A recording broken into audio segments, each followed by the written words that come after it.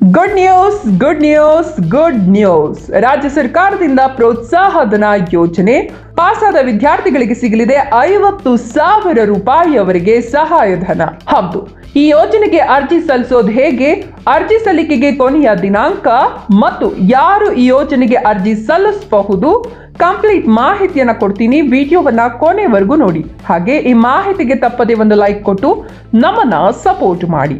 ಜೊತೆಗೆ ನೀವಿನ್ನೂ ನಮ್ಮ ಚಾನೆಲ್ ಅನ್ನ ಸಬ್ಸ್ಕ್ರೈಬ್ ಮಾಡಿಲ್ಲ ಅಂದ್ರೆ ಈ ಕೂಡಲೇ ಸಬ್ಸ್ಕ್ರೈಬ್ ಮಾಡಿಕೊಂಡು ಪಕ್ಕದಲ್ಲಿ ಬರುವ ಬೆಲ್ ಮೇಲೆ ಕ್ಲಿಕ್ ಮಾಡಿ. ಹೌದು, ಪ್ರತಿಭಾವಂತ ವಿದ್ಯಾರ್ಥಿಗಳನ್ನ ಉತ್ತೇಜಿಸಲು ಕರ್ನಾಟಕ ಸರ್ಕಾರವು ಒಂದು ಮಹತ್ವದ ಯೋಜನೆಯನ್ನ ಜಾರಿಗೆ ತಂದಿದೆ.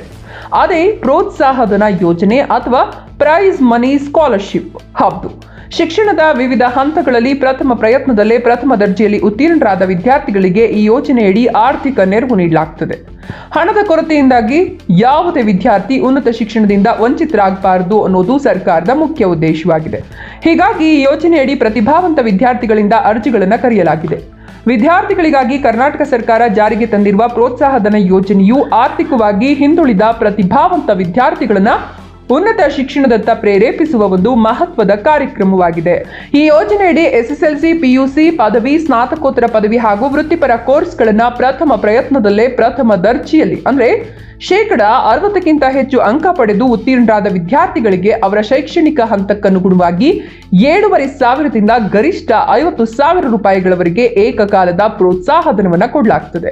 ಯಾವುದೇ ಮಧ್ಯವರ್ತಿಗಳ ಹಸ್ತಕ್ಷೇಪವಿಲ್ಲದೆ ನೇರವಾಗಿ ವಿದ್ಯಾರ್ಥಿಗಳ ಬ್ಯಾಂಕ್ ಖಾತೆಗೆ ಹಣ ಜಮಾ ಮಾಡಲಾಗುತ್ತಿದ್ದು, ಪ್ರತಿಭೆಯನ್ನ ಗೌರವಿಸಿ ಅವರ ಮುಂದಿನ ವಿದ್ಯಾಭ್ಯಾಸಕ್ಕೆ ಆರ್ಥಿಕ ಬೆಂಬಲ ನೀಡುವುದು ಈ ಯೋಜನೆಯ ಮುಖ್ಯ ಉದ್ದೇಶವಾಗಿದೆ. ಹೌದು, ಯಾವ ಕೋರ್ಸ್ಗೆ ಎಷ್ಟು ಪ್ರೋತ್ಸಾಹಧನ ಸಿಗಲಿದೆ ಅಂದ್ರೆ 10ನೇ ತರಗತಿಯಲ್ಲಿ 60% ಅಂಕ ಗಳಿಸಿದ ವಿದ್ಯಾರ್ಥಿಗಳಿಗೆ 7,500 ರೂಪಾಯಿ ಹಾಗೂ 75%ಕ್ಕಿಂತ ಹೆಚ್ಚು ಅಂಕ ಗಳಿಸಿದವರಿಗೆ 15,000 ರೂಪಾಯಿ ನೀಡಲಾಗುತ್ತದೆ.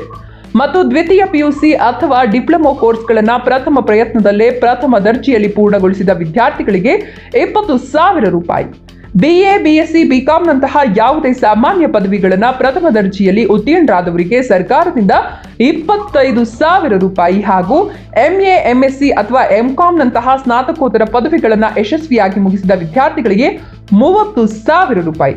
ಎಂಜಿನಿಯರಿಂಗ್, ವೈದ್ಯಕೀಯ, ಕೃಷಿ ವಿಜ್ಞಾನ ಅಥವಾ ಪಶು ವೈದ್ಯಕೀಯದಂತಹ ಉನ್ನತ ವೃತ್ತಿಪರ ಪದವಿಗಳನ್ನು ಪೂರ್ಣಗೊಳಿಸಿದವರಿಗೆ 35,000 ರೂಪಾಯಿ ಹಾಗೂ ಸ್ನಾತಕೋತ್ತರ ಪದವಿಯಲ್ಲಿ ವಿಶ್ವವಿದ್ಯಾಲಯ ಮಟ್ಟದಲ್ಲಿ 1ರಿಂದ 5ನೇ ರ್ಯಾಂಕ್ ಪಡೆದ ಸಾಧಕರಿಗೆ ವಿಶೇಷವಾಗಿ 50,000 ರೂಪಾಯಿ ಪ್ರೋತ್ಸಾಹಧನವನ್ನು ನೀಡಲಾಗುತ್ತದೆ. ಹೌದು, ಅರ್ಜಿ ಸಲ್ಲಿಸಲು ಅಂಕಪಟ್ಟಿ, ಉತ್ತೀರ್ಣ ಪ್ರಮಾಣ ಪತ್ರ, ಆಧಾರ್ ಕಾರ್ಡ್, ಬ್ಯಾಂಕ್ ಪಾಸ್ಬುಕ್ ಪ್ರತಿ, ವಿದ್ಯಾರ್ಥಿಯ ಇತ್ತೀಚಿನ ಫೋಟೋ ಬೇಕಾಗುತ್ತದೆ. ಅರ್ಜಿಯನ್ನು ಸಲ್ಲಿಸಲು ಮೊದಲು ಕರ್ನಾಟಕ ಸಮಾಜ ಕಲ್ಯಾಣ ಇಲಾಖೆಯ ಅಧಿಕೃತ ವೆಬ್ಸೈಟ್ಗೆ ಭೇಟಿ ನೀಡಿ ಕೇಳಲಾದ ಅಗತ್ಯ ದಾಖಲಾತಿಗಳನ್ನು ಭರ್ತಿ ಮಾಡಿ ಅರ್ಜಿ ಸಲ್ಲಿಸಬೇಕು. ಹೌದು, ಈ ಯೋಜನೆಗೆ ಪರಿಶಿಷ್ಟ ಪಂಗಡದ ಅರ್ಹ ವಿದ್ಯಾರ್ಥಿಗಳು ಮಾತ್ರ ಅರ್ಜಿ ಸಲ್ಲಿಸಬೇಕು ಮತ್ತು ಅಭ್ಯರ್ಥಿಯು ಕಡ್ಡಾಯವಾಗಿ ಕರ್ನಾಟಕದವರಾಗಿರಬೇಕು. ಅರ್ಜಿ ಸಲ್ಲಿಸಲು ಜನವರಿ 31, 2026 ಕೊನೆಯ ದಿನಾಂಕವಾಗಿದೆ. ಅರ್ಜಿ ಸಲ್ಲಿಸಿದ ನಂತರವೂ ಹಣ ಬರೆದಿದ್ರೆ ನಿಮ್ಮ ಹತ್ತಿರದ ತಾಲೂಕು ಅಥವಾ ಜಿಲ್ಲಾ ಮಟ್ಟದ ಪರಿಶಿಷ್ಟ ಪಂಗಡಗಳ ಕಲ್ಯಾಣಾಧಿಕಾರಿಗಳ ಕಚೇರಿಯನ್ನು ಸಂಪರ್ಕಿಸಿ ದಾಖಲೆಗಳನ್ನು ಪರಿಶೀಲಿಸಿಕೊಳ್ಳಿ. ಹಾಗಾಗಿ ಈ ಮಾಹಿತಿಯನ್ನು ಎಲ್ಲರಿಗೂ ವಾಟ್ಸ್ಆಪ್ ಗ್ರೂಪ್ಗಳಲ್ಲಿ ಶೇರ್ ಮಾಡಿ ತಿಳಿಸಿ. ಧನ್ಯವಾದಗಳು.